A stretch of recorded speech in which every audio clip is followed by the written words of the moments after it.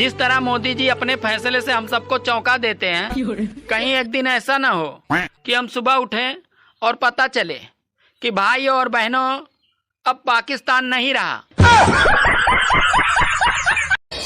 गांव की लड़की से शादी करने से एक समस्या होती है, अगर रोमांटिक होकर अपना सर उसके गोदी में रखो तो जुएं देखने लगती है। पति को हस्बैंड क्यों कहते हैं पता है? क्योंकि पत्नी पूरी जिंदगी हंस हंस के उसकी वेट बजा। बाप की चड्डी फटी पड़ी है और बेटवा गाना लगा रहा है स्टोरी पर, दबदबा था दबदबा है। I love you. शकल देखी है? क्यों, क्या दिक्कत है तुम्हारी शकल में?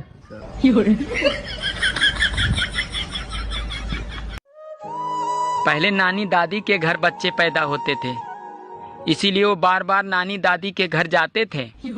और आजकल के बच्चे अस्पताल में पैदा होते हैं, इसीलिए वो बार बार अस्पताल जाते हैं। आज मैंने 3 साधुओं से पूछा, भाई तुम तीनों साधु कैसे बने?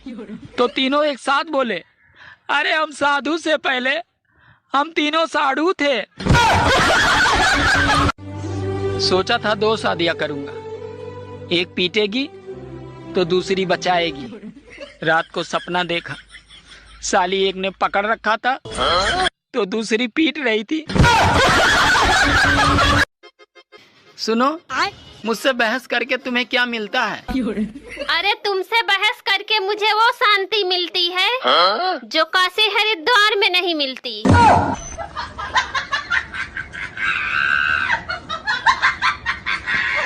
आपकी शादी हो गई?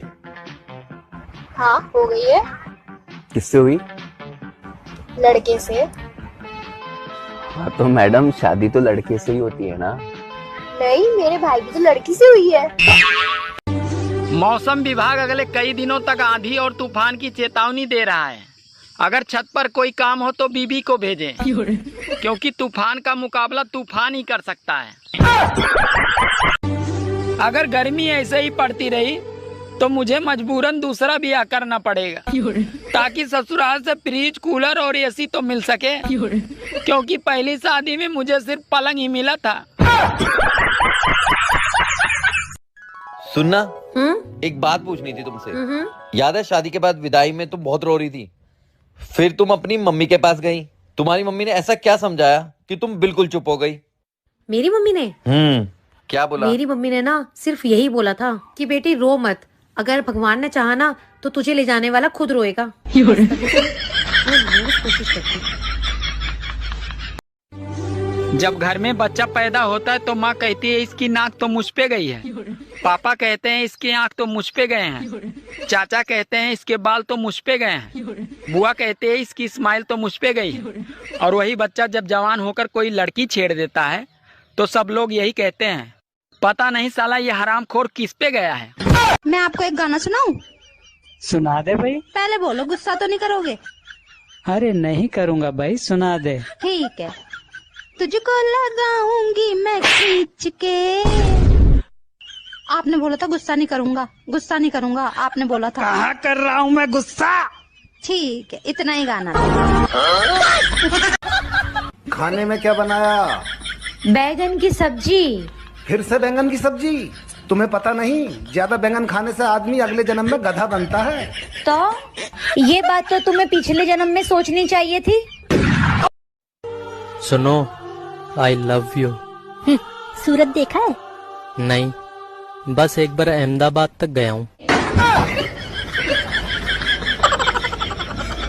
बहुत पढ़े लिखे हो? हाँ हाँ बिल्कुल। अच्छा बताओ, भारत कौन से देश में? देख लो भाई, हम लड़के ना, हमारे साथ ऐसा ही होता है। सोच हमेशा ऊंची रखनी चाहिए, इसलिए मैं जब भी सोचता हूँ छत पर बैठकर सोचता हूँ। सुनो, हाँ? जब तुम घर पे नहीं होती हो तो साला पूरा घर मुझे खाने को दौड़ता है, और जब मैं घर पे होती हूँ तब तुम मुझे खाने को दौड़ती हो। पता नहीं औरतें अपने पतियों को उंगली पे, अंगूठे पे, इशारों पे कैसे नचा लेती हैं। मेरे वाला तो गाने पे भी नहीं नाचता। सास को उंगली पे नचाने के 3 तरीके बता रहा हूँ। अगर सास को अपने काबू में करना चाहते हो, सिर्फ 3 तरीके, ध्यान से सुन लो। पहला, कितनी ध्यान से सुन रही है, जरूरी था ब्याह करवाना है। यार ये बता, ये शादी का असली मतलब क्या होता है? शादी का असली मतलब क्या होता है? यही कि धूमधाम से खुद की सुपारी देना।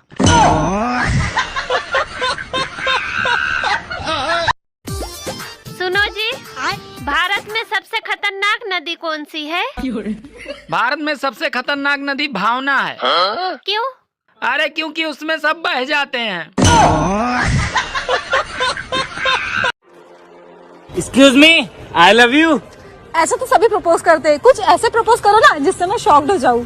अच्छा, I love you. I love you too, I love you too। बड़ा मुश्किल होता है लड़कियों को बिना दिमाग के जीना। फिर भी हम दिमाग वालों को इशारों पे नचाते हैं। प्यार तुम्हें किस मोड़ पे ले आया। सुनो, मुझ में और पड़ोसन में क्या फर्क है? तुम में और पड़ोसन में क्या फर्क है? अरे तुम मेरी बीबी हो और वो मेरी वाईफाई है। अच्छा, अब आज से तुम्हारा नेटवर्क कट। मैडम जी आप क्या करती हैं? जी मैं पायलट हूँ। क्या उड़ाती हैं? अपने हस्बैंड के पैसे।